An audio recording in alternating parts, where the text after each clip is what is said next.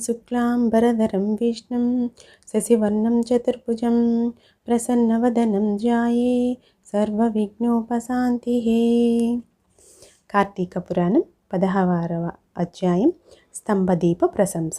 వశిష్ఠుడు చెబుతున్నాడు, ఓ రాజా, కార్తీక మాసము దామోదరునికి అత్యంత ప్రీతికరమైన మాసము. ఈ మాసమందు స్నాన దాన వ్రతాదులను చేయుట, సాలగ్రామ దానము చేయుట చాలా ముఖ్యము. ఎవరు కార్తీక మాసమందు తమకు శక్తి ఉన్న దానము చేయరో అట్టివారు రౌరవాది నరక బాధలను పొందుతారు. ఈ నెల దినములు తాంబూల దానము చేయువారు చక్రవర్తిగా పుట్టుదురు. ఈ విధముగానే నెల రోజులలో ఏ ఒక్కరోజు విడవకుండా తులసి కోట వద్ద గాని భగవంతుని సన్నిధిలో గాని దీపారాధన చేసిన ఎడల సమస్త పాపములు నశించుటయేగాక వైకుంఠ ప్రాప్తి కలుగును. కార్తీక శుద్ధ పౌర్ణమి రోజున నదీ స్నానం ఆచరించి భగవంతుని సన్నిధి యందు ధూపదీప నైవేద్యములతో దక్షిణ తాంబూలాదులు నారీకేల ఫలదానము చేసిన ఎడల చిరకాలము నుండి సంతతి లేని వారికి పుత్ర సంతానము కలుగును. సంతానము ఉన్నవారు చేసినచో సంతాన నష్టము జరగదు. పుట్టిన బిడ్డలు చిరంజీవులై ఉందురు. ఈ మాసములో ధ్వజస్తంభమునందు ఆకాశదీపము ఉంచిన వారు వైకుంఠమునకు సకల భోగములు అనుభవింతురు. కార్తీక మాసం అంతయు ఆకాశదీపము గాని స్తంభదీపము గాని ఉంచి నమస్కరించిన స్త్రీ పురుషులకు సకల ఐశ్వర్యములు కలిగి వారి జీవితము ఆనందదాయకమగును. ఆకాశదీపమును పెట్టువారు సాలీ ధాన్యం గాని నువ్వుల గాని ప్రమిద అడుగున పోసి దీపము ఉంచవలెను.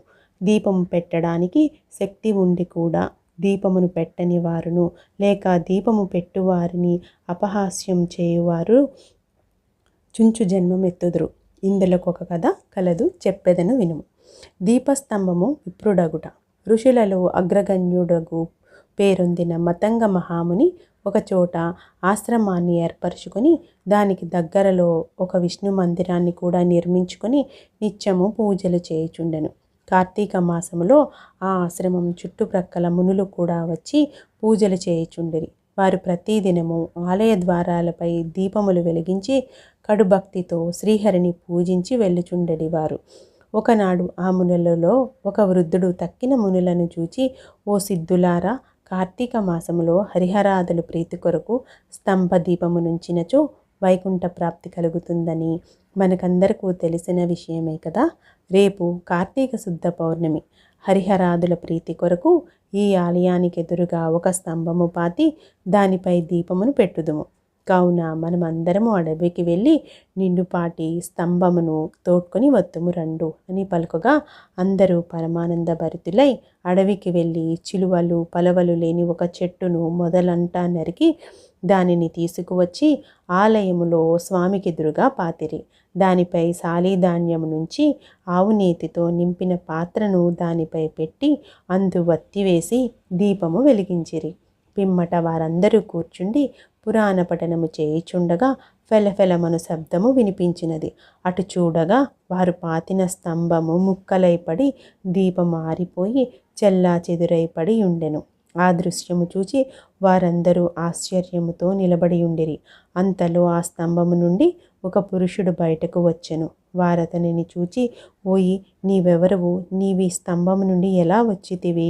నీ వృత్తాంతమేమి అని ప్రశ్నించిరి.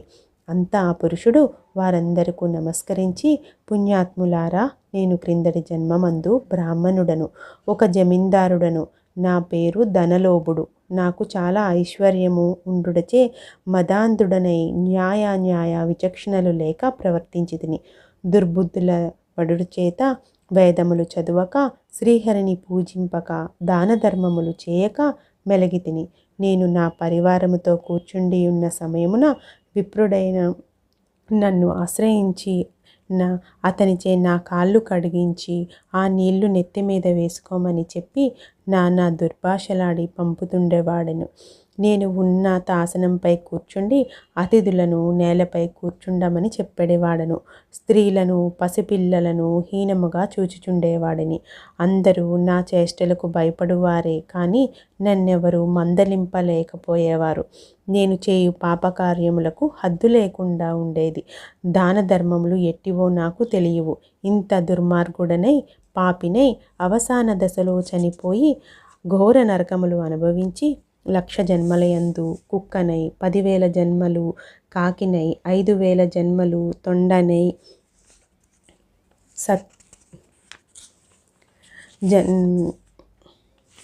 5,000 జన్మలు పేడ పురుగునై తర్వాత వృక్ష జన్మమెత్తి కీకారణ్యమందుండి కూడా నేను చేసిన పాపములను పోగొట్టుకొనలేకపోతిని.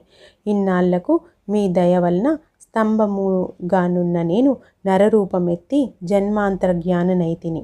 నా కర్మలన్నీయూ మీకు తెలియచేసి తిని నన్ను మన్నింపమని వేడుకొనెను. ఆ మాటలు ఆలకించిన మునులందరూ అమిత ఆశ్చర్యం పొంది, ఆహా, కార్తీక మాసం ఎంత గొప్పది! అదీనుగాక కార్తీక శుద్ధ పౌర్ణమి మహిమ వర్ణింప సఖ్యము కాదు. కర్రలు రాళ్ళు స్తంభములు కూడా మన కళ్ళ ఎదుట ముక్తి నొందుచున్నవి. వీటన్నిటికన్నా కార్తీక శుద్ధ పౌర్ణమి నాడు ఆకాశ దీపముంచిన మనుజునకు వైకుంఠ ప్రాప్తి తప్పక సిద్ధించును. అందువలననే ఈ స్తంభమునకు ముక్తి కలిగినదని మునులు అనుకొనిచుండగా ఆ పురుషుడు ఆ మాటలు విని, మునిపుంగవులారా, నాకు ముక్తి కలుగు మార్గం ఏదైనా కలదా? ఈ జగంబున ఎల్లరకు ఎట్లు కర్మబంధము కలుగును? అది నశించుట ఎట్లు అని సంశయము బాపుడని ప్రార్థించెను. అక్కడ ఉన్న మునీశ్వరులందరూ తమలో నొకరు అంగీరసమునితో, స్వామి, మీరే అతని సంశయమును తీర్చగల సమర్థులు గాన వివరించమని కోరిరి. అంత అంగీరసుడు ఇట్లు చెప్పుచున్నారు. 16వ రోజు పారాయణం సమాప్తం.